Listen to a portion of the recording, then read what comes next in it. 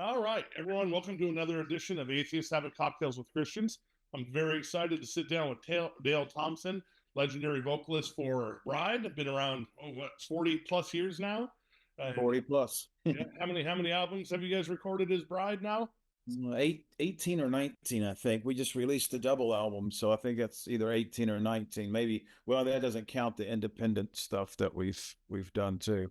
Wow. So yeah, I mean, been around a long time, legends in the Christian hard rock scene. So Dale, thank you for doing the show, and I appreciate you spending some time with me. Yeah, thanks for the invite. So, You are welcome. All right, give me some background about Bride.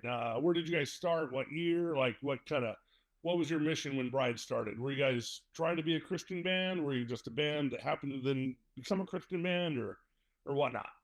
the people made us a Christian band. We just started off playing. We come out of a church background, but I mean, my brother and I, he's my guitarist is Troy, Mm-hmm. and we grew up in church, playing gospel music and stuff. And then one thing led to another. Next thing you know, we were playing distorted guitars, and I was screaming, and we had a band, and we I think pretty much we were putting ads out for a demo tape we had done, Mm-hmm. and we were just trying to sell some tapes. And the promoter up in Dorn Report contacted us out of Pennsylvania. This was back in '85, I think, and said, would you like to open for the Daniel Band? And I liked the Daniel Band. We liked anything, hard rock back then. They were out of Canada. So we opened for the Daniel Band. A Refuge Music Group was there, and they signed us. So we go all the way back to '85. But we at the time we were doing a lot of covers too, because we wanted to be original, but you had to play covers to get into the clubs and Yeah. stuff. So you had to have about half and half. So we were doing everything from Iron Maiden to Rainbow to, I mean, we were doing a lot of the older hard Yeah. rock songs, Lots of incorporating. early heavy metal stuff. Yeah, yeah, because there was a band around here called Buster Brown that we could open for, and they were strictly a cover band, and their singer went on to sing for Foreigner, Johnny Edwards. Oh wow. And, yeah, so and then James Kotak was in that band. He was Scorpions drummer for years and years. Oh wow. So we opened for them quite a bit. And then of course when we got signed, it's a Christian label. So we ran with that mantle, I reckon, So and Mhm. um, it didn't matter to us who we played to, if they were Christians or not. We just wanted to play music. So Yeah, definitely. And would you consider Bride just to be more of a band, or did you consider it more like ministry? well, and I think more it went from being a band into ministry, and then more like whatever people's opinion is of us, like Apostle Paul said, he become all things to all people that some would be saved. So Paul pretty much adapted as he went. So, if you play to an all Christian crowd, you know, you really don't change your set any, but you might just approach it maybe not as insane as you would like if you had to impress a secular audience. And then you might set the drum kit on fire. That's how we got signed to Star Song, is we set the drum kit on fire. Oh, nice, Yeah. nice.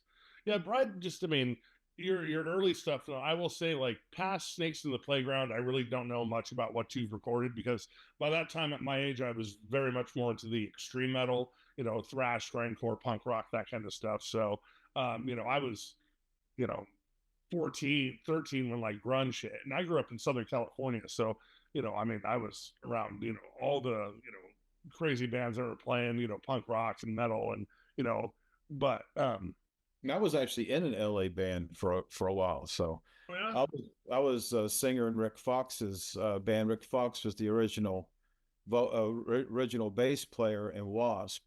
Oh, And okay. yeah, then I joined his band out there called Thunderball, and we played all up and down the strip and stuff. Oh, nice. And this was right around the Silence is Madness days. Mhm. And then after a while, I was just like, nah, it's too much going on in this world. I'm not interested in it. I was just, it was just that was the '80s, Oh, so yeah. there's a lot of bad stuff going on. So you had to kind of avoid it or you'd be dead, you know. Hmm. So I come back and that's when we recorded Silence is Madness with. So I will say that's my favorite record you guys did. Silence is Madness, then Show No Mercy, then Live to Die, and then Yeah. yeah, those are my three favorite records you guys did. Because I mean, your vocals to me always remind me of a cross between Dickinson and Dio. You know, so Well, that was the intent. So I don't know what it sounds like today, but after all these years, but I'm still doing records. So yeah, you guys. I mean, like I said, I really haven't. I was trying to this morning to kind of listen to some newer stuff, but I've just been busy. So I'm gonna revamp some of your older or newer, catalog. yeah. But what is your like? What do you guys still play that more like that heavy stuff, or you just kind of more like just rock and roll now, or We do a variety of stuff from all the way back to Show No Mercy. We do songs from the first three albums live. I was in New Zealand for the past 11 years living, so we didn't do any shows. oh So my first show, my first show was I flew to the States in last August to do Immortal Festival, wow. then flew back to New Zealand, and then went down and toured Brazil for a couple of weeks, and then flew back. But that was the first time I played in 15 years live. Oh So now wow, I'm living back in the States, and so we decided to take the band back out. So we've been booking shows and stuff. nice. Yeah, so we do a lot of different songs from the albums, and I'm actually doing a song from the new album, which is odd just because of the way that recorded. The old days we'd all get together and rehearse songs, but Mhm. the last four Bride albums, I've been in New Zealand, and my brother's been in the States, and the drummer and bass player was in Brazil. Oh So wow, we were never together ever yeah. to write those four albums. So What took you to New Zealand? I married a Kiwi. Okay. Met her in 2000, at the end of 2013. Then we were married in 2014. So, or yeah, 2013 to 2014. Yeah, or maybe it was, yeah, it was New Year's Eve. So yeah, a whole year passed, I think. But I lose track of dates. But anyway, How's New Zealand? What's the culture like down there? it's Western. It's not it's they're a few years behind the States as far as I guess television and stuff. But I've been very disappointed in Yeah, television since I've been here. I was like, yeah. what has happened? But yeah, they've got a really strong Maori culture, which is the indigenous people that claim that they discovered New Zealand. Mhm. Uh, and for the most part, it's a Auckland city of sails. A lot of sailboats. It's two islands, so Mhm. you it's sort of like island living to a degree. I mean, you don't have to drive very far in any direction to run into an ocean or Nice. a sea or something. Yeah, so it was great. We loved it. It's just it was too expensive to live there. The average home is $1 million, so Ooh, it's way too expensive to live there. Gasoline was about $12 to and higher a gallon. So I couldn't see myself retiring there. There was just no way yeah. to work. Yeah, You to be have to ahead work. and be comfortable.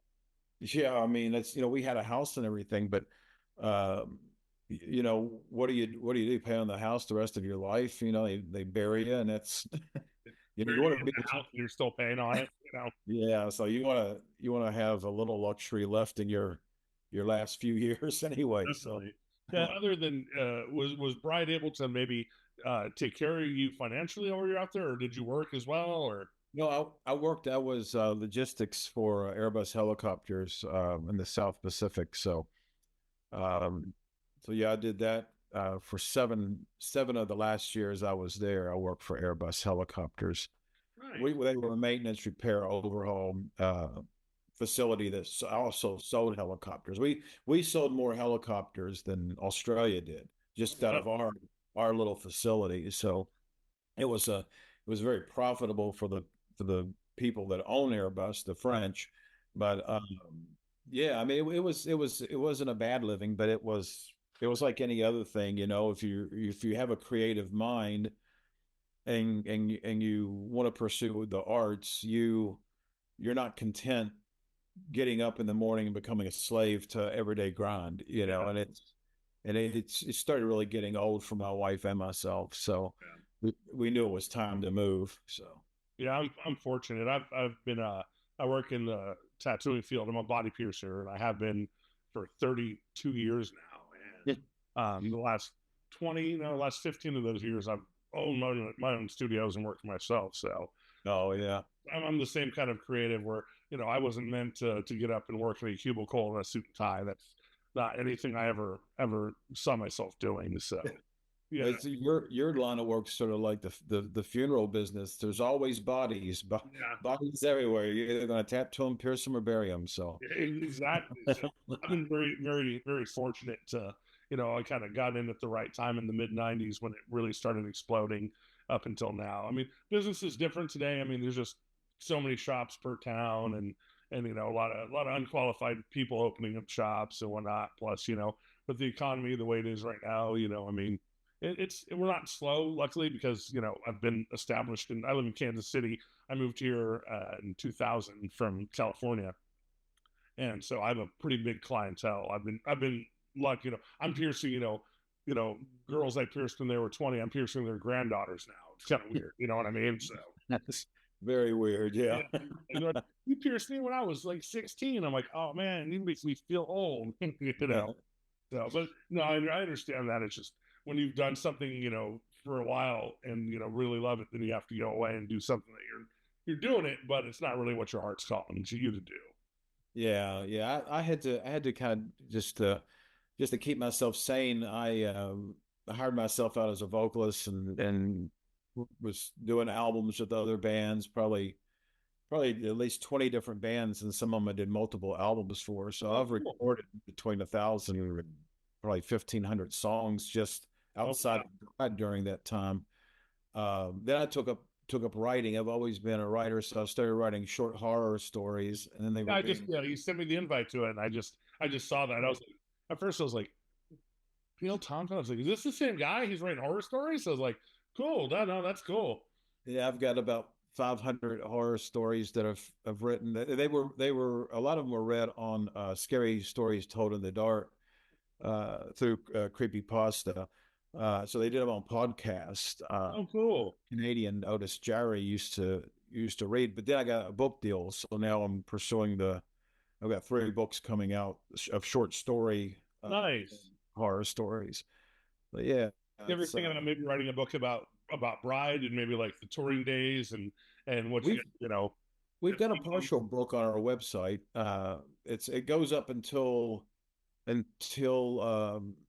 basically uh, when I switched from Assembly of God type of belief to Christian Universalism, and then after that, we put the book on hold, and then so that's where I'm at today, and right. my What?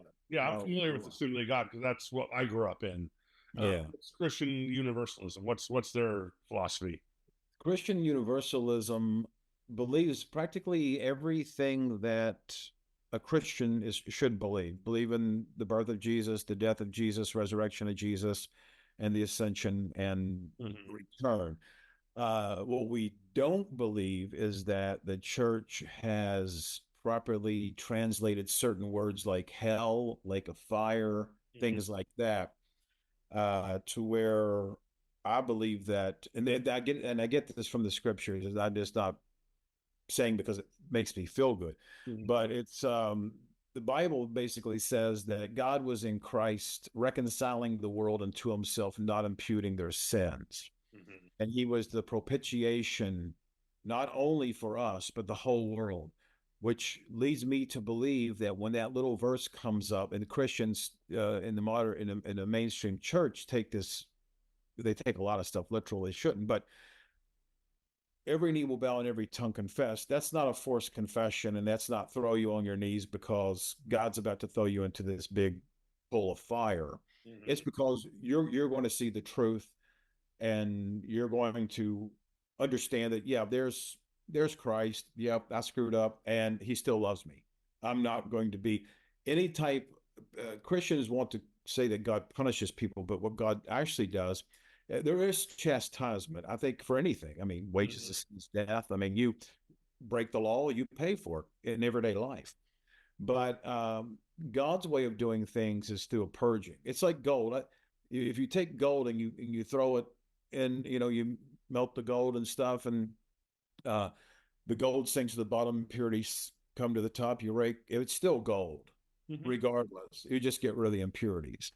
And the way that Universalists or Christian Universalist believes, unlike Unitarians and other Universalists that call themselves that, we believe that God is reconciling the world unto himself, just like he said he was going to do. And then whatever happens after this life, it's not a heaven or hell thing. It's God. God is our reward. Um, and all roads don't lead to God, but the best road to take, since you're going to get there one day or the other, is taking the road of Christ to basically to avoid a lot of the things that people get caught up in. Religion, for one, it's a not a favorite thing of mine, because it's I don't like brainwashing. I don't like the rituals and all these man-made traditions. I think people people should not have to be in a box to worship God or acknowledge God, or to see God as he is, his personality, his characteristics, his nature.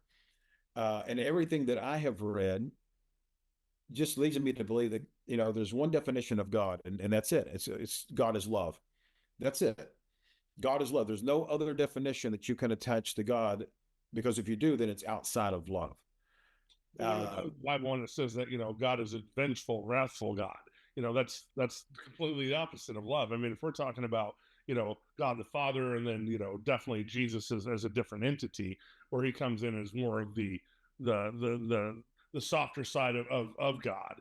But I mean, that's the thing. Like in the Old Testament, I mean, God might have loved you, but there was definitely jealousy, rage, wrath, punishment, death that came with disobedience of God.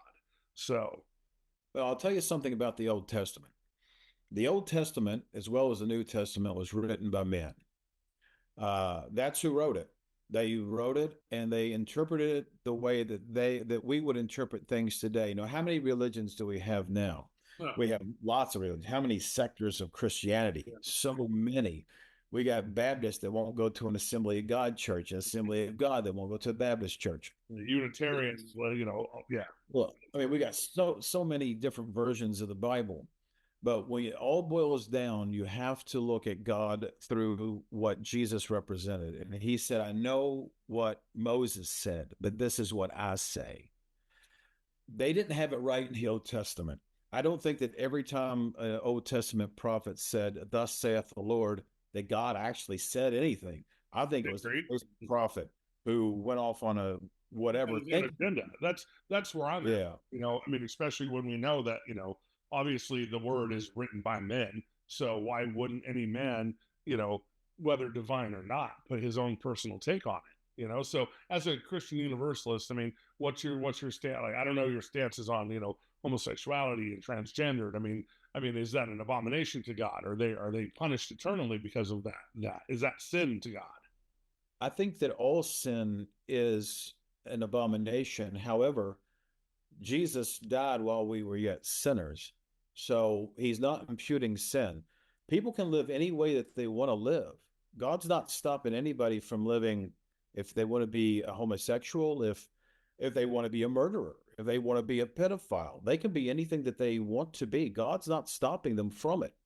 But in the end, people are going to see what they've missed out on by not pursuing God wholeheartedly, by having so many other agendas in their life and so many other important things, that they just push God over to the side and said, he probably doesn't exist anyway, so I'll do my own thing. God says, go ahead, you can do that, but I still love you regardless. I still love you regardless of what you're doing. God doesn't look down upon anybody any less than anybody else. Everybody's important to God. we are all equally important. We're always on God's mind, and He's always personally dealing with us. We just shut Him off and shut Him out and don't give Him the time of day sometimes. I like to just meditate and do a little prayer thing when I walk my dogs in the morning. And then sometimes if you forget, you're like walking in, it's almost like God says, "Are you missing something this morning?" And I'm like, "Man, I didn't thank you for a beautiful morning," that type of thing. Mhm. There's always that still small voice somewhere that is nagging at you. It's like God's wanting to be part of our lives. God wants us, to include Him. And I always pray a prayer that I always thank Him for delivering us from this present evil world. That's what we're being saved from, not hell, not a lake of fire, not the vengeance of God. If you look up the word wrath in the Old Testament, it's basically in the Greek, it's passion. It's God's passion. So the way that universalists look at what's going to happen is you're going to have people that are, you're good. Well done, my good and faithful servant. But other people need a little bit more processing or whatever. Mhm. They're going to be put under the scrutiny of God's love. And that is far greater fire than any punishment could ever happen. And God is that lake of fire. Um, Yeah, God's a there's this big consuming fire. thing, the neglect or the absence of God love is the punishment, enough punishment to where you're not going to be basking in His love. So therefore, you're missing out. Yeah, I think that's a good way to put it. Well, and Because that's actually a more interesting, humane, in my opinion, version of what God would be, other than I mean, especially in the Bible it says 1,000 years is a blink of the eye, a blink of an eye. And God, it's like, well, humans don't live 1,000 years, so we're a half a blink of an eye in God's time. So therefore, well, there was a law that God even come up with that says you can't beat somebody more than a certain amount of stripes. You should only punish somebody for what they've done. You can't punish them for what they haven't done. So if you live, let's say you live 30 years and die, and you never accepted Christ or acknowledged Christ, what sort of sadistic madman would put you in fire? I mean, you burn your finger and it hurts for days. Put you in fire for eternity. It makes no sense whatsoever. And if God is that sort of God, it's not the God that I know. yeah. It's not the It's God not a God. that It's the God I grew up hearing about, and it's the God that I've rejected in my older life, because I can't think of, like, I've said this before on my show. I have two daughters. In no way did I create my daughters in a way to, one, make them have to worship me forever, and if they don't do what I think is right for their lives, for me to punish them for eternity and put them in a painful position. I think that so many things, us as humans, as lowly humans, I think we actually have better idea of compassion and love than what God would have, because we. see, that's the God that I grew up with as well, because that was a, from the stage, turn or burn. It worked really well with heavy metal. Yeah, yeah. But but Really well with scaring kids, and, like you said, yeah. brainwashing generations of kids, where you maybe even put some psychological damage on kids, because what does a 5 or 6 year old know about eternity, or forgiveness, or hell, or even consequences? You're 5 years old. You just want to play. You don't know anything. So how is it that we're supposed to put all this information on such young minds and not think that somebody's going to come out of it either messed up or come up with messed up ideas? And if you think about it, if God does know everything, and I believe He does, why would He create somebody? Now I can understand creating somebody, free will, whatever that is, putting them on the earth, and you live out your life and do the best you can, and but then after this life, say you fail, though your life is a vapor, and you fail miserably, um, wouldn't God know that you were going to fail, and He prepared this place called hell? And it just doesn't make any sense, because He would know beforehand that you weren't going to make it no matter how hard you work. So Exactly. that's why I reject the entire thing. There's not one scripture in the Bible that speaks about hell where that word hell was actually used. Mhm. We're talking about Gehenna, Sheol. those Hades, all this. It means the grave and stuff. And the The valley of, underworld. yeah, the valley of Gehenna is a valley. There's no fires burning the day over there in Jerusalem. There's an actual valley with a nice little park and stuff in it. Um, yeah, it's like when it speaks about unquenchable fire, fire can only burn until there's nothing left to burn, and it's not a literal fire anyway. It's metaphorical. It's the passion of God. He's heated. He is heated for us. That's why he appeared to Moses in that burning bush ordeal. It's a symbolism of what God is. God can consume something without destroying it completely. And So as fire can. Fire can do damage, severe damage, but not destroy a foundation. and we use fire to purge things. And there's always that, you pruning trees. The Bible talks about pruning trees. You cut the limbs off, you throw the limbs into the fire, the tree gets better. The tree grows from that. It's a pruning process. And I have so many Christians that have hated me. I mean, come against me because I say God is love. And they're like, well, what about this scripture? What I say, as long as you keep taking things out of context, you can justify, your theology. But when you look at the literal, what does these words mean? 2,000 years ago, what was he talking about? Jesus talked in parables, but a lot of Christian people that for the book, like the book of Revelation, for instance, a lot of people say, well, this is literal and this is not. Yeah. Okay. So you're telling me that the four-footed lamb known as Christ, was that literal or was that symbolic? I'm confused Yeah. because the lake of fire, which is in Revelation, is a real fire. Why isn't that lamb real? No, the lamb's symbolic. Oh, I guess the lake of fire is not symbolic. Exactly. It's like, so when these folks come at me, as a matter of fact, I had what I thought was a friend call me out and wanted to have a public debate about my theology. He wanted to combat me head on and prove me wrong, and I'm like, no, I'm not going to talk to you about it because Yeah. you're trying to convince me of something that I know is not right, Yeah. and I'm not trying to convince him of anything. Yeah, exactly. That's what my show is about. It's just the conversation. Yeah, From what I've experienced in my life and what I've been through, nobody's going to change my mind that there is this creator, that there is this person that existed. Just for me, it doesn't make sense in my mind. I went through the motions years in church.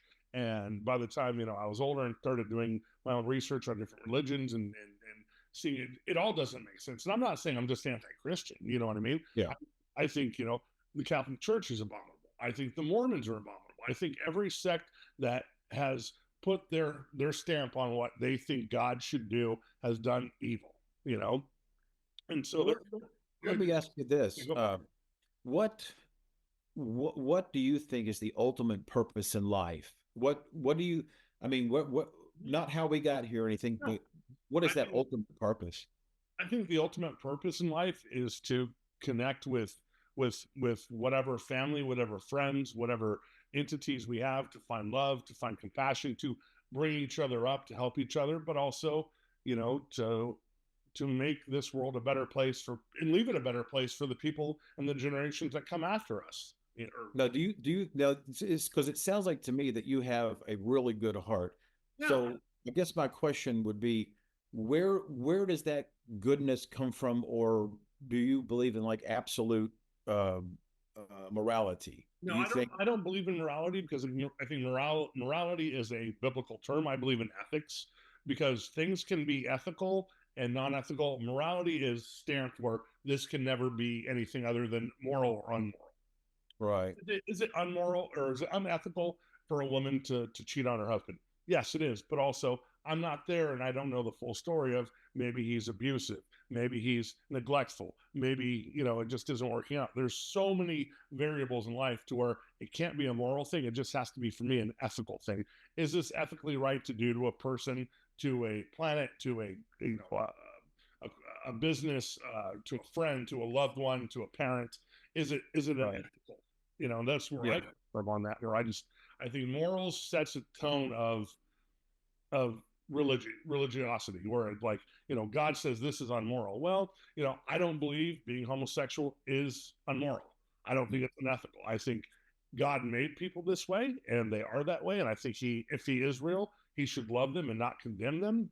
Now there are sick people in this world, and I'm not talking, you said earlier, pedophiles and whatnot. There are anybody who hurts other people and can take advantage of someone, whether, you're 20, whether you're 10, whether you're 80, you're a bad person, and that's why we have ethical courts and whatnot to keep those people away from the good people of society. Right. Yeah, yeah. You can't legislate morality. Exactly.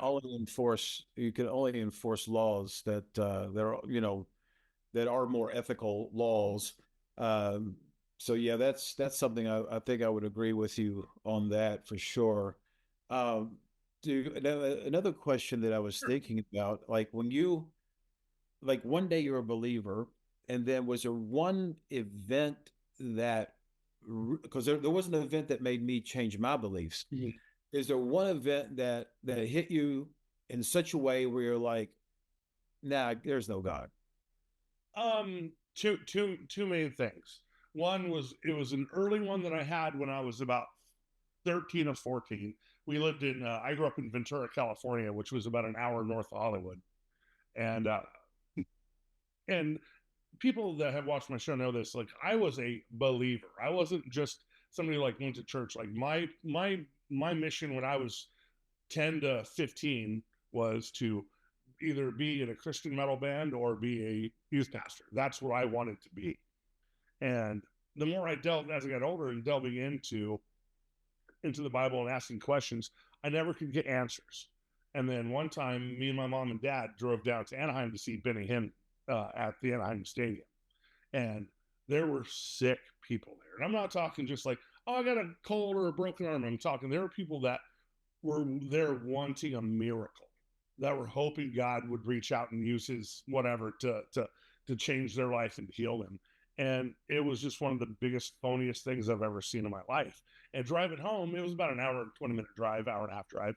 And I'm talking to my mom, and I look at her, I go, if God loved us and was real, why does he need this guy to pass around a plate to collect money to heal? I mean, why didn't God just show up and heal these people?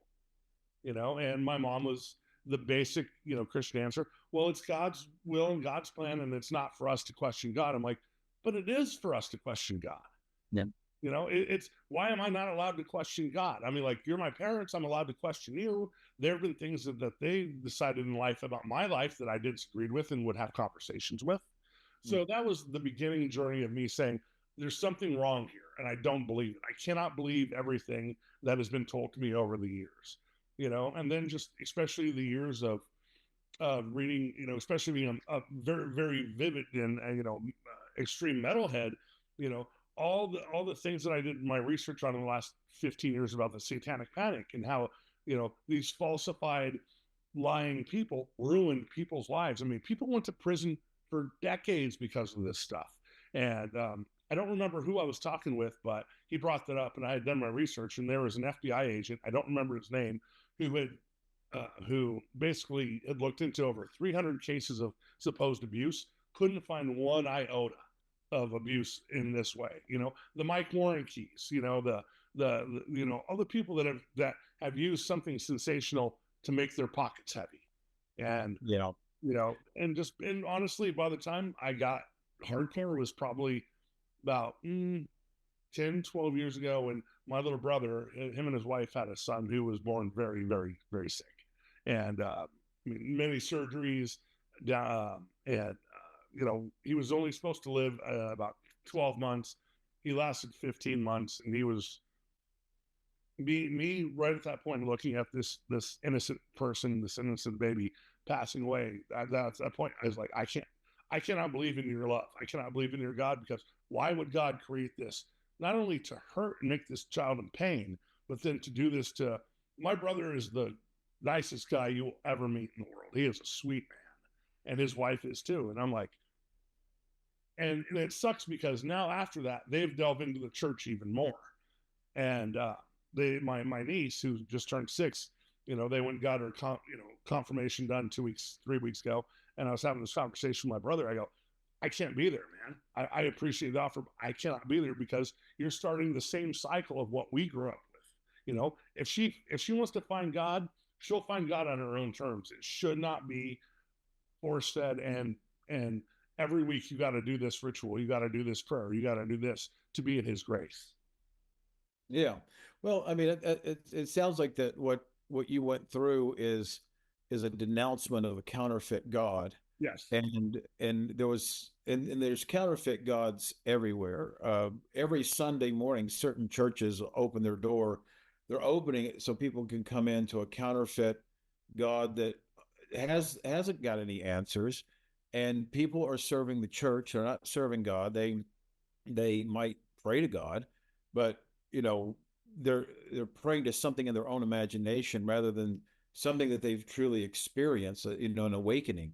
Whereas I remember as a 15-year-old, uh, really feeling a powerful call on my life to serve God and to tell people about him. But I was so immature at the time. And even though I'd been raised in church, I didn't know anything really.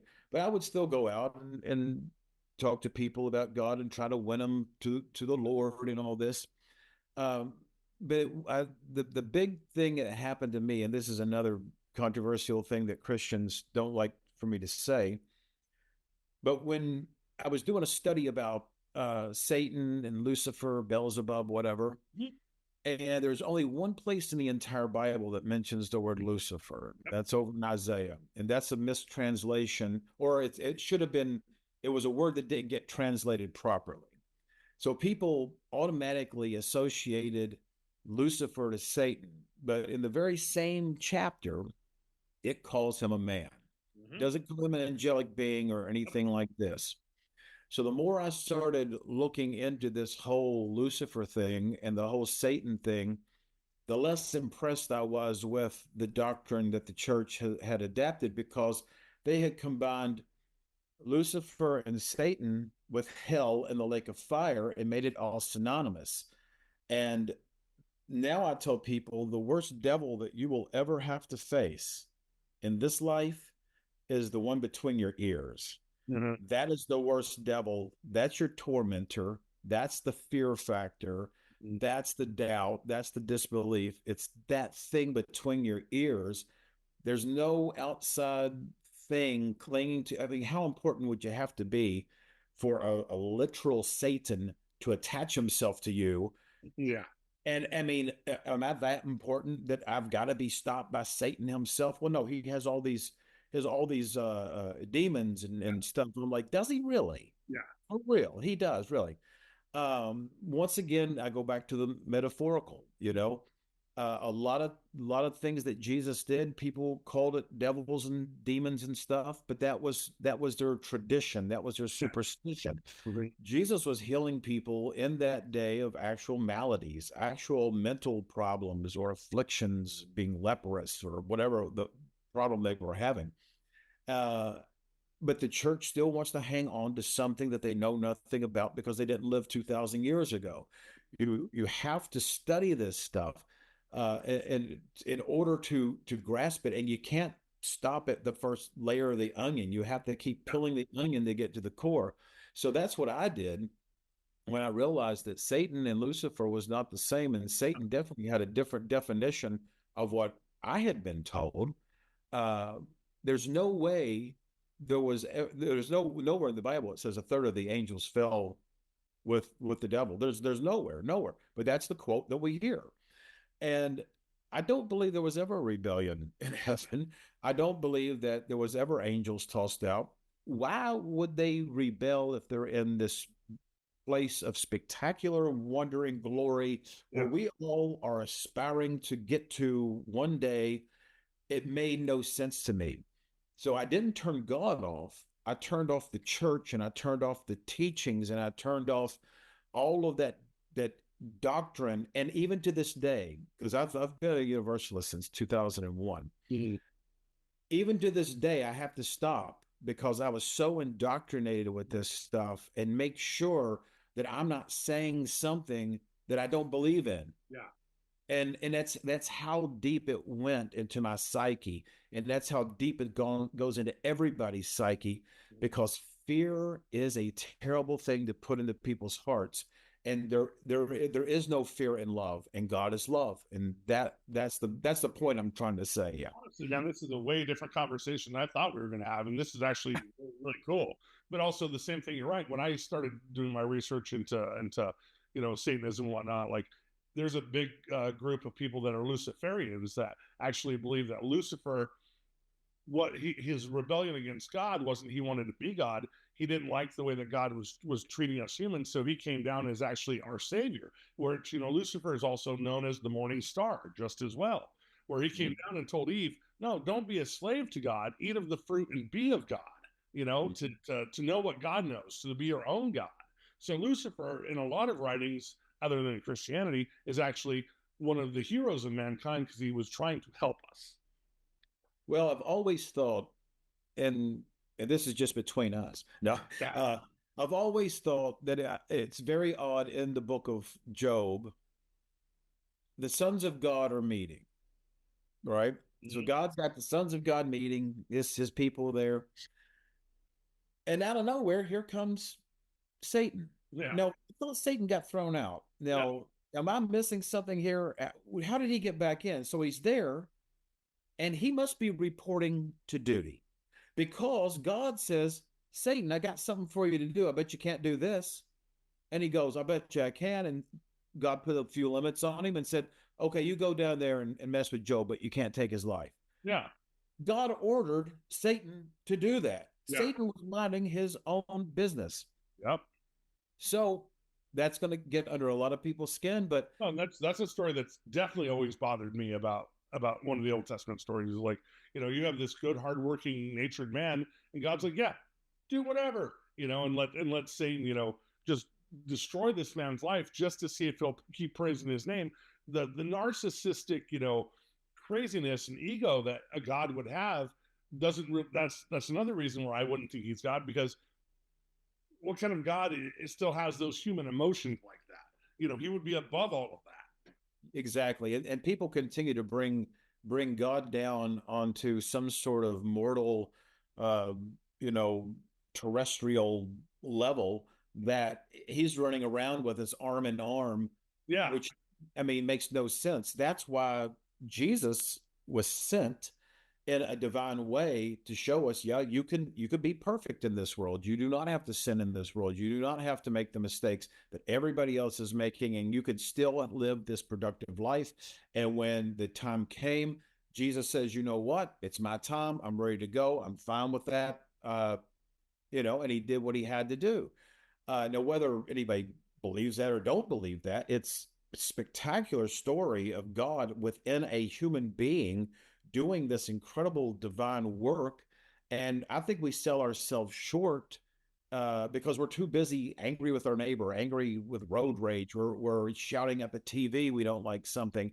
We're so busy doing all this other stuff. We're just not making room where God fits into our lives. And I think that's where so many people miss knowing God or having a relationship with God or whatever anybody wants to call it. I'm so done with labels and tags. No, I hear it. But I mean, personally, I do believe there is a God. I believe that I've been called by God to do what I do. But on the other hand, I'm not a big fan of, especially modern church. Mm-hmm. And growing up in that Assembly of God and that Pentecostal thing, they were so far off the mark. It wasn't even funny because it was all done in the flesh. Every bit of it was done in the flesh. And it was a bigger show than what I can put on with Bride. Yeah. I remember being in churches and people were dancing like crazy and speaking in tongues and running the aisles. Yeah. And I don't think that God is in that chaos. No. I don't think he's going to inspire somebody to humiliate themselves like that. And it's a humiliation. It's almost a mockery at times. I don't know that they forgot be still and know that I'm Lord. I don't know if they forgot that verse, but it just racks on my nerves. That I had to go through that. Christian showmanship, it's one up. Like, this is how spiritual, this is how much God's touching me. It's all a production and a way to be impressive, whether within the church, within your peers, with Well, I mean, I've said it, on the show a few times. I mimicked speaking in tongues when I was like 12, 13 because I wanted to look spiritual. There, Mhm. there was no secret language, that I'm speaking, making weird noises. Nothing ever, touched me divinely to where it gave me this ultimate language that would be, only described from God. I made it up and I faked it because I wanted to be spiritual. I wanted to seem that Yeah, God, really was there and had a hand in my life. But again, you're teaching this to children. You're teaching this to kids who don't know how to drive a fucking car, yeah, or how to maintain a job or balance a checkbook, but you're putting exactly. all these eternal and moral consequences on them. I mean, I remember being in youth group young, and all right, this Wednesday we're going to the mall. We're going to go bring people to the Lord. And of course, I did it because I wanted, one, because I believed in what I was believing at that time, but also, I wanted to help people. But where in the hell does a 13-year-old get off going to walk up to a stranger going, "You're wrong. God, there's something wrong with you." I would be afraid to do that, Yeah, knowing what I know today. yeah, That is not what I don't think that's what we're called to do because yeah. they're trying to save somebody from hell. What I'm trying to do is to make people think for themselves because Paul said to be transformed by the renewing of your mind, not that you would be saved from anything except being saved from your own self-destruction because people are self-destructive. People will do everything imaginable to kill themselves in life. Maybe not purposely. They drink too much. They do too much dope. They're sleeping around without protection. They're doing all this other stuff, and all that stuff does have Yeah. consequences. It might not be This life, 10 years. Yeah, yeah, it might not catch up. I mean, smokers. I'm a smoker. Smoke your whole life, and then at 75, when you're emphysema and cancer, and you're like, well, God, it's like, man, you did this to yourself, and I know that straight up. I mean, and I yeah. don't, I don't want people to think that I don't believe in anything. I think that my whole question is, there's got to be something. I don't know what it is. And when it reveals itself to me in a real way, then I'll know. But at this point in time, I cannot and will not say I have to go this way, or this is absolute truth, because I don't believe there is anything absolute until it's proven. Well, I lost a lot of fans for the band when I started implementing universalist themes in the music. Mm-hmm. A lot of people, I mean, I'm talking hate mail, hate. I mean, no, Yeah, no love. They just hated it because they're so fixated on hell. That's what they want to push. So I would get this hate mail, and Christians would block me and turn me off. And I mean, even this week, I've been called a heretic. I don't know how many times. And there people are saying Dale doesn't believe in Jesus anymore. I'm like, now you're just making it up. Now you don't have any better ammo, so you're just lying about me.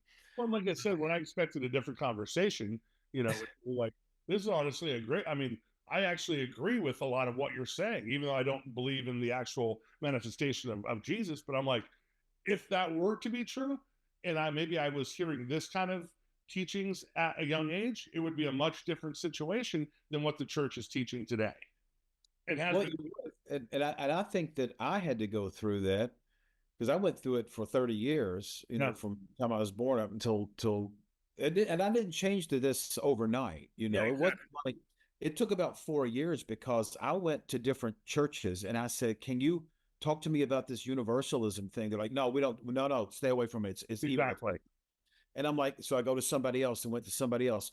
So then I started sending letters in to different people that I saw online. There was a J. Preston Eby, Gary Sigler. There was, I mean, a host of people who are universalists that had universalist ministries.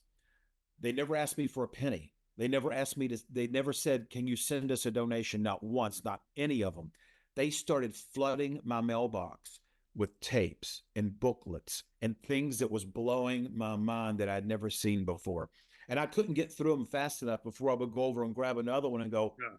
that's what it means. That's what it means. Mm. Um, and that took about 4 years of deconstruction of what I was believing. And You're being programmed.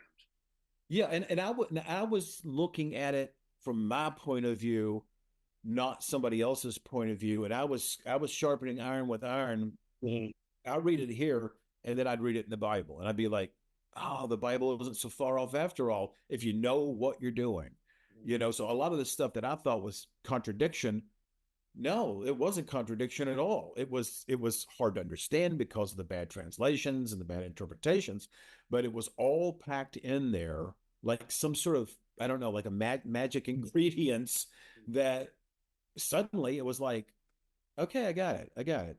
Okay, now the big thing is telling people about it. Mhm. And I'll tell people today who ask me, they'll say, "Well, I'm interested in your universalism. Can you tell me more about it?" And I'm like, "I will if you promise not to say anything to anybody what you're doing for at least a year. Yeah. Know what you're talking about. Don't like study it the first 2 weeks and then go out and say everybody's saved Yeah. because they're gonna bury you just like they tried to bury me." And I've had to dig myself out of the grave many times. And here we are, you know, Yeah. 2025, and I think I've got another good 10 years left in me. So, I hope so. Definitely sounds like an interesting concept. I'm gonna have to do some research on it too, but also like it kind of sounds where like I was doing some research on Calvinism in the last few months where it says basically God only has a not everyone is the flock he chooses specifically, and there's a certain number, which is weird because it correlates with the Mormon number of 144,000. So well, I'll tell you something about Calvinism. I think that Calvinism really does paint God in a really bad light, even more so than being an atheist would, like a true full-blown Penn and Teller atheist. I think that it would, I think Calvinists would be showing a side of God that is not there because God's no respecter of persons. yeah, And I really do think that even right now, he's thinking as much about me as he is about you and about everybody else.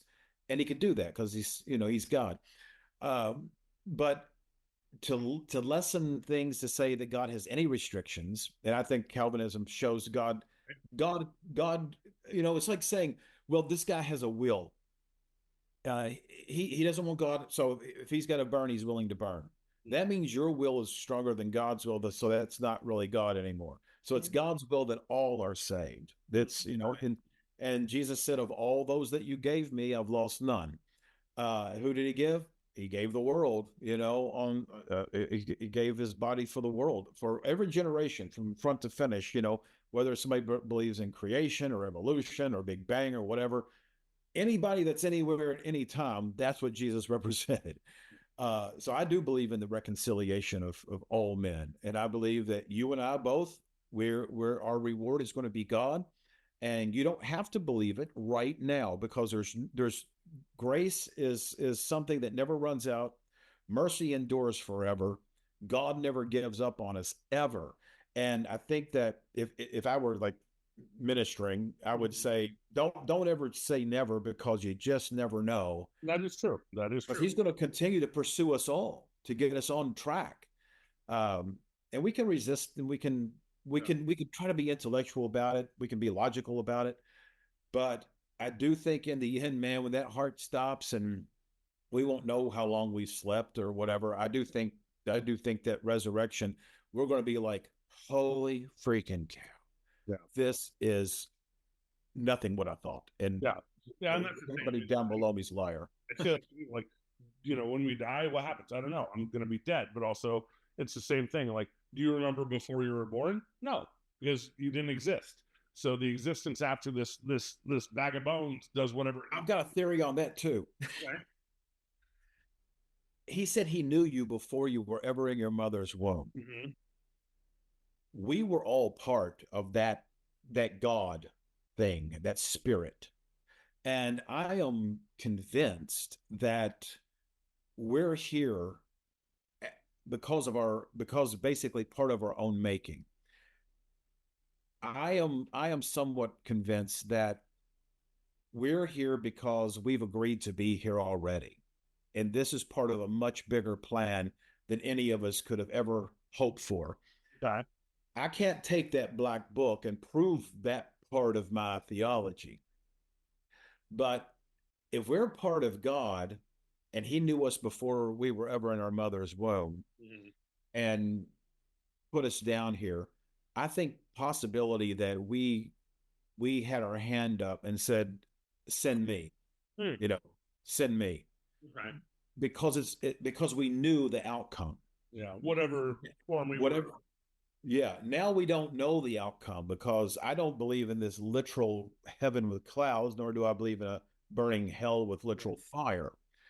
I think I said earlier that our reward is God, Mhm. and to as a reward of God is to be like God. He said, "Be thou perfect, even as I am perfect." That's so Shakespearean, Well, but even that's Jesus said, the way to my Father is through me, and therefore come and know what the Father knows and what I know, and live eternally. I think exactly. Jesus had a lot of Middle Eastern Hindu flavor to what he was saying at the time, because that is one of it is our oldest religion, is Hinduism, which goes back thousands of years before Judaism. Well, So some of those parables, Jesus didn't make those parables up.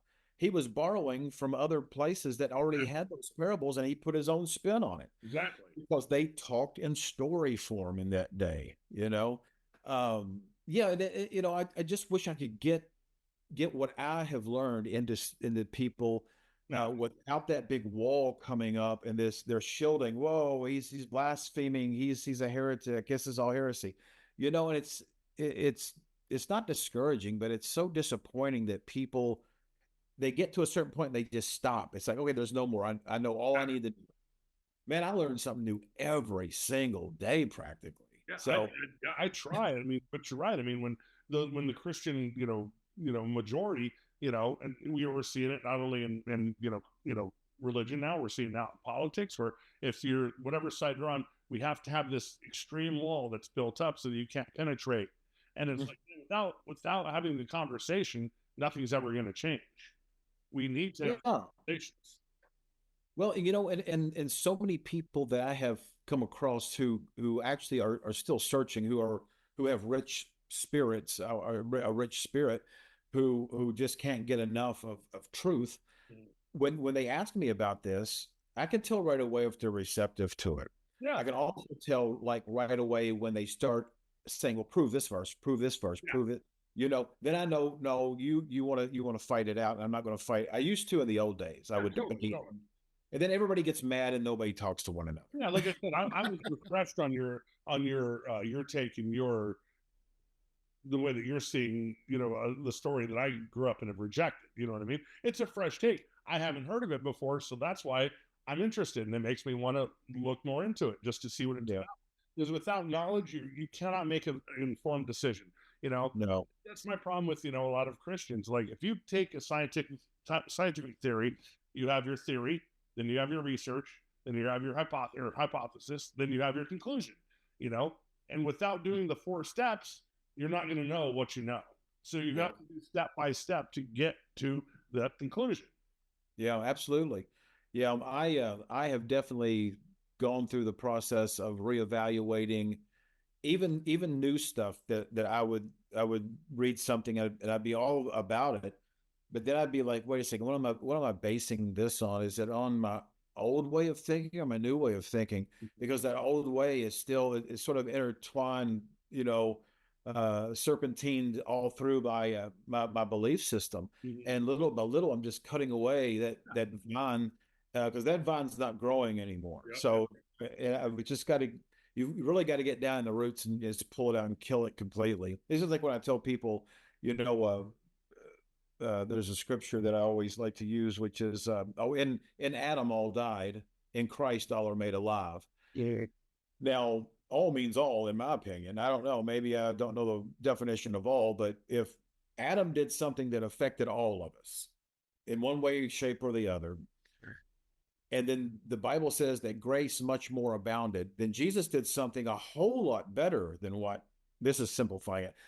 Something a whole lot better than what Adam did. So if transgression and sin came in through Adam, and Jesus said, "All of you are included in me," I think that's a done deal. So I Yeah, don't yeah. know. It's no, it's a very interesting concept. Like I said, I'd never heard of Christian universalism before, and you know, and that's the thing. I do still listen to Christian talk radio just because I like to see what's going on in the world and whatnot. And everyone that I listen to, it's the same old, you know, Billy Graham, Jimmy Swaggart, you know, fire, hell, brimstone, Democrats or an atheist or you know, the cause of everything bad in the world, and you know, the homosexuals are coming to steal your children and turn them into witches, and I'm just like, these people have no concept of what real people are about. You know, it's because they're still reading and following this antiquated book that is teaching them that behavior is okay. When if you're coming out of love, it wouldn't be okay.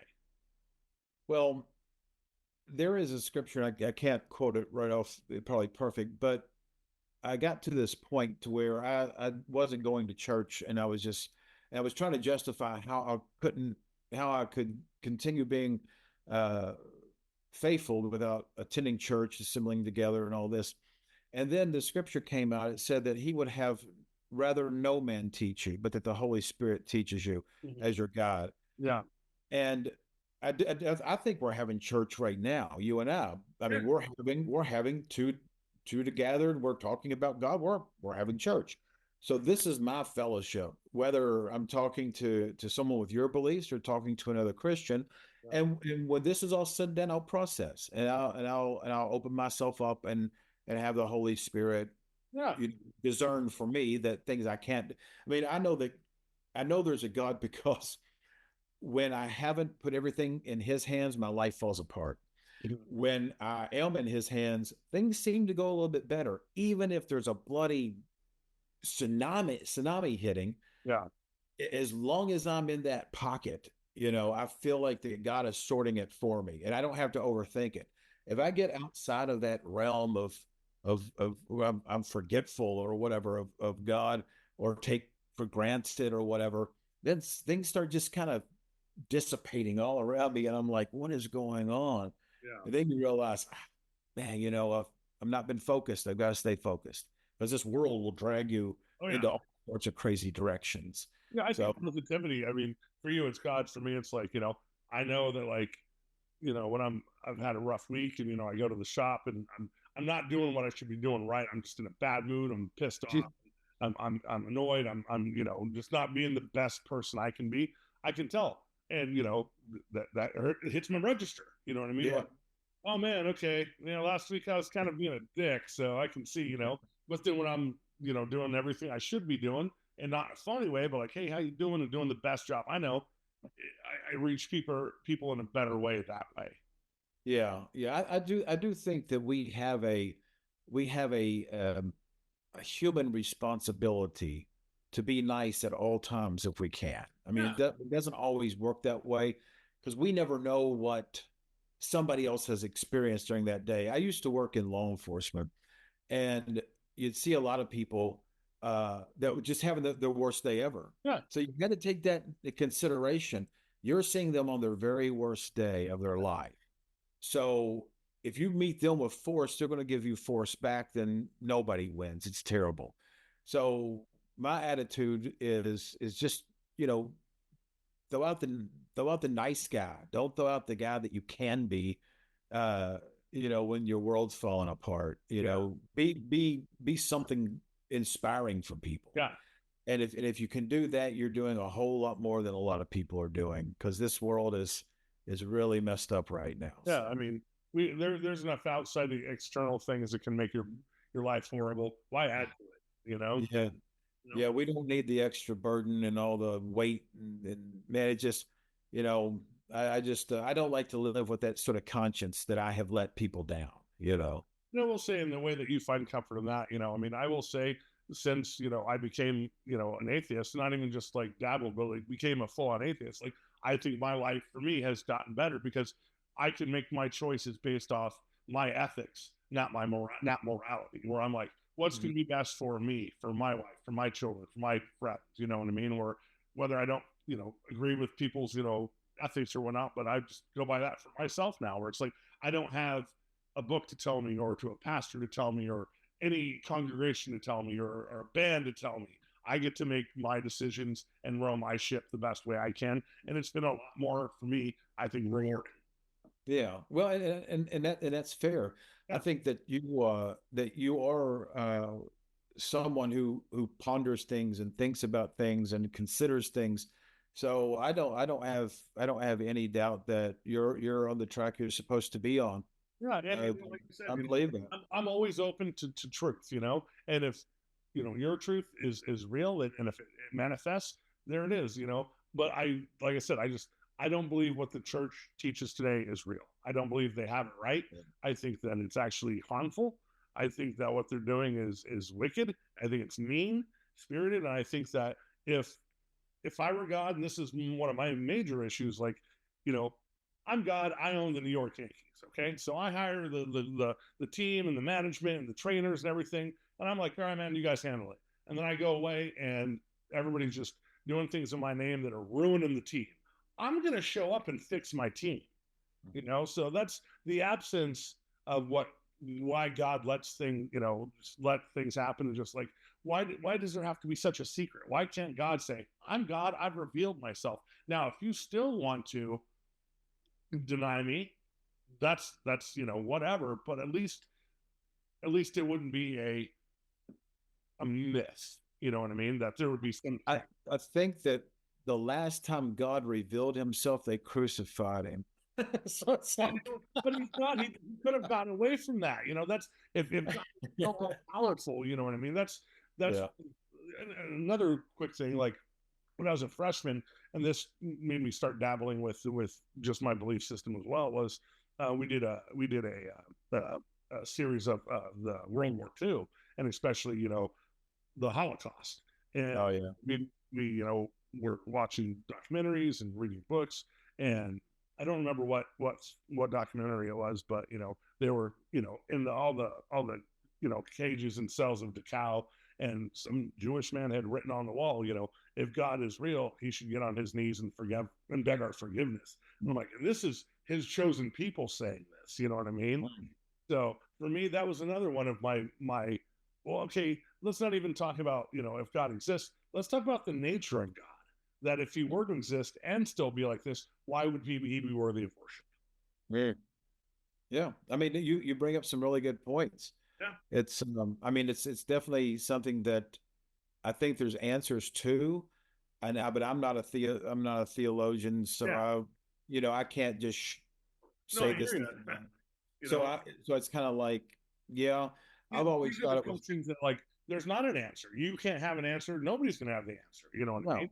So therefore, these are just tidbits of my footsteps of what's brought me on my journey. Well, I find it despicable that people will say that all of those Jews that suffered in the concentration camps didn't believe in Jesus, so now they're burning in hell. Yeah. I think that's about as low as it gets. So, and I can't really if I look at it through a universalist eyes, there's no way in the world that is even possible. Those people suffered. I even think that you think about 9/11, all those brave people went into the building to save people, knowing that building there was, those people love people, and I think love goes a long ways in God's eyes. I really do.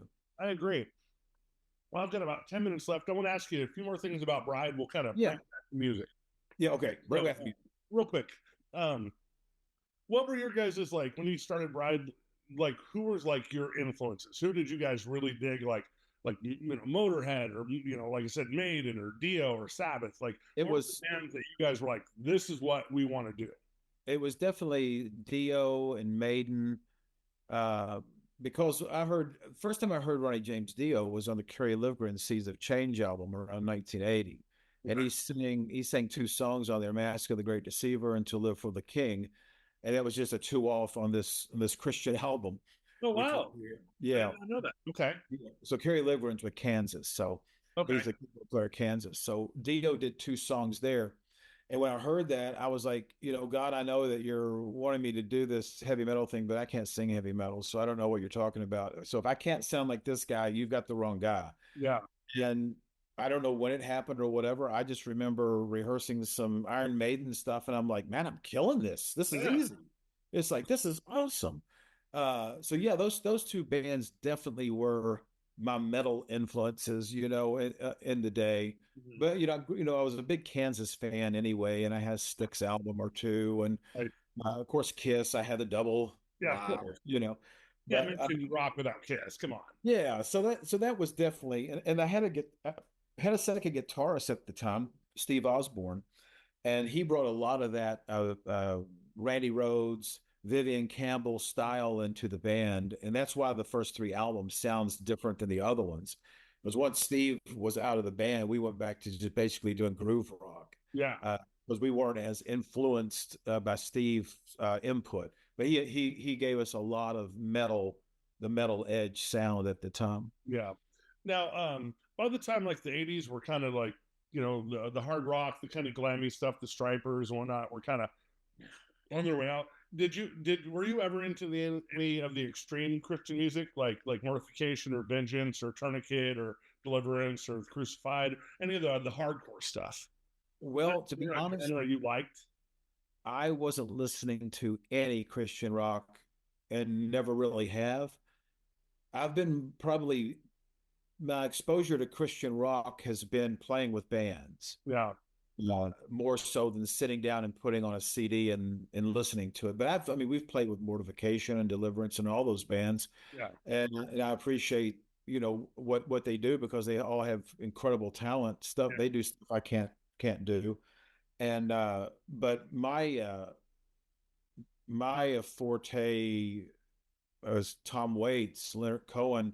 Right. uh, I put on some ambient stuff and just chill out. So I've I guess because I play so much music, it's one of the last things I do is put something heavy on. And when I used to lift weights, because I was a power lifter, Yeah. uh, and I did like 20 years of boxing. Oh, So nice. when I would train, I would put on Rage Against the Machine or some Rob Zombie, Nice. just Okay. just to like go at it. I Yeah. can hit the bag for 10 minutes. Like Yeah. this will kill them. I hear If it. there's if they're a 10-minute beating nonstop. Yeah. Uh, and that's why I'm physically messed up today, because of the young Dale stuff. Oh yeah.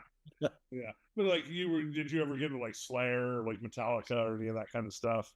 I saw Slayer, Raven, and Wasp. Oh, nice.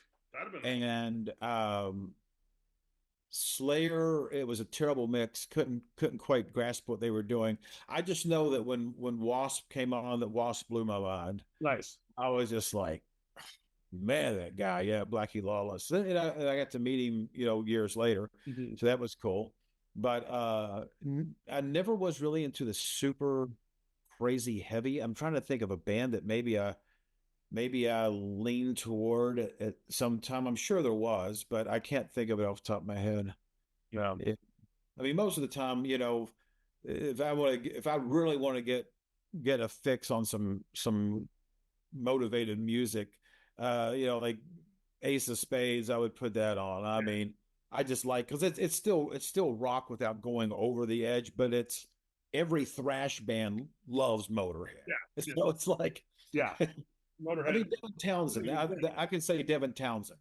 I'm a Okay. huge Yeah. Devin From Townsend Scrappy fan. Lad. Yeah. Yeah.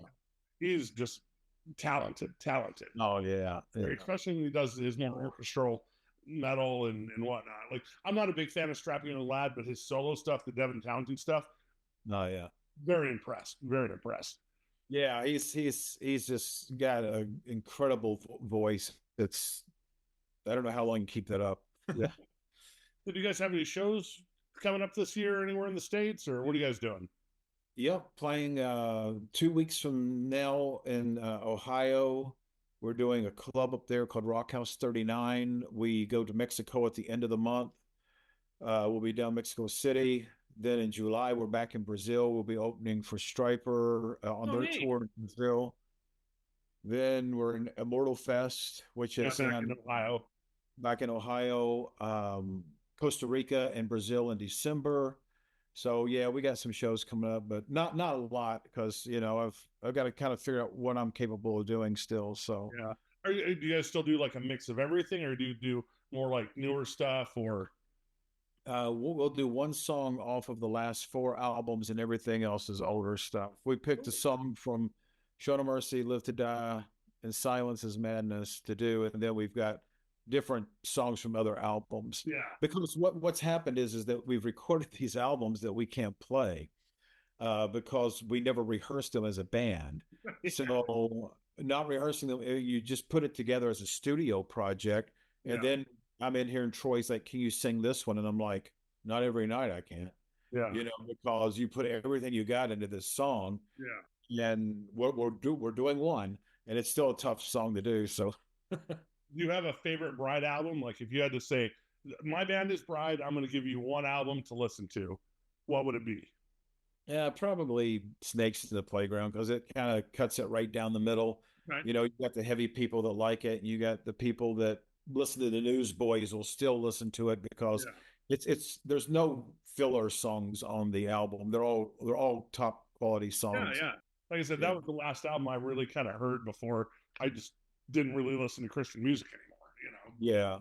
Yeah, and that album came on at a really good time because we had toured with Stryper way back, and Michael left Stryper, and they asked me to sing for him. So I said, sure. So I'm singing for Stryper. I was going to be Stryper's new singer. Oh, wow. And then, yeah, it was a God thing that I just was like, you know what? This ain't going to work out. I'm not feeling it, guys. I mean, we sound great, but Michael's going to want to come back one day, and I don't want to get kicked out of the band. Yeah. So I went back and we recorded Snakes in the Playground after that, and that's after I'd been in Hollywood too, doing my stuff with Rick Fox. So I took all of that, yeah, or whatever knowledge that I had built up doing with those guys and stuff, and put it into Snakes, and then we rode Stryper's coattails as long as we could. Yeah. Are you pretty decent friends with Michael and Oz and all those guys? Oh yeah. We're Put in a good word for me, man. Give him my email. yeah. I've messaged his page, but I don't know if he gets it or who moderates it or whatnot. So Yeah, I've seen I'd him love to. respond to people from there, but yeah, Stryper was the first Christian metal band I got into, and because of Stryper, that was in '86 when I first bought Tell with the Devil on cassette. You know what I mean? yeah, And because of that, Christian bookstore that I found, Bride, you guys, and Holy Soldier and Rage of Angels, and all those bands that were doing that style at the time. So good, put in good words for me. I'd love to have a conversation with him. He seems like a nice all guy. right, yeah, I will. Because I know that if you can get a hold of Michael, he's very approachable. It's Yeah, just getting through those layers that you have to.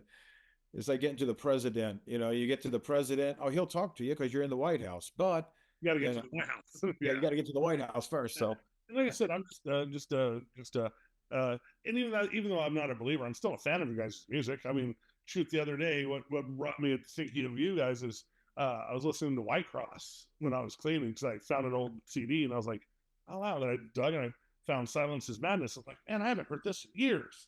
yeah, I was like, man, that album still holds up. It still holds up. I'll send you some links of other bands that I have sang for Okay. because they're super heavy. I Cool. think you get a kick out of them. They're much heavier than Bride, and you will get a kick out of them because there's some really heavy stuff that I've done the last few years. So Nice.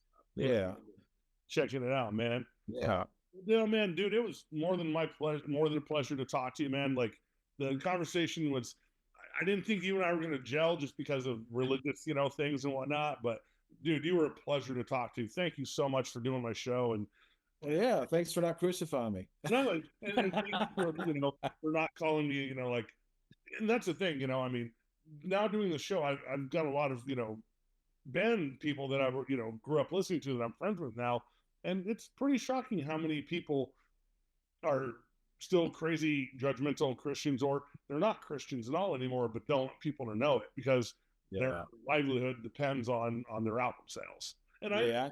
I I know understand a few of those. and you gotta do what you gotta do to make a living. I get it, but Bro. you seem like you were super genuine and open, and man, I appreciate that. These are the kind of conversations I love having. Well, yeah, maybe I'll be back on another time, so we'll talk some more. I'm sure I'll have something new to say. Let's do it, man. Another time. I'll get back with you. All right. Well, thank you so much. Thank you, buddy. Have a good day, man. Yeah. See ya.